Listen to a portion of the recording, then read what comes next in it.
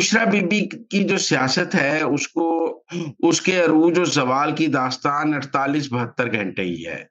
उस 48 घंटे में ही बुशरा बीबी को अरूज भी मिला है और वो 48 घंटे ही उनके ज़वाल का सबब भी है। यही सियासत का देखें ना, अरूज मिला, लोग आ गए, वो लोगों से खिताब कर रही थीं, लोग उनको रिस्पॉन्ड कर रहे थे, वो क़यादत बन के बाहर निकलीं, लेकिन वो आखिरी फैसला ठीक नहीं कर सकीं। और बुशरा बीबी को शिकस्त हो गई। लिहाज़ा उनका अरूज और ज़वाल की जो दास्तान लिखी जाएगी, वो कुल 48 से 72 घंटे की होगी। पेशावर से निकलने की और इस्लामाबाद से भागने की।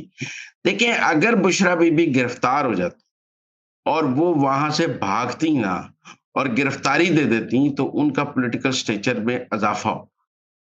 भाग जाने से उनके सियासी कद में कमी हुई है और फरार करने से उन्होंने कारकुनों को धोखा दिया है। वो खड़ी रहती वहाँ पे, उनको गिरफ्तार कर लेते, ज़ख्मी हो जाती, सर फट जाता, गोली लग जाती, जो भी हो जाता। वो वहाँ से ना हिलती, जैसे कि उन्होंने लोगों से हलफ लिया था।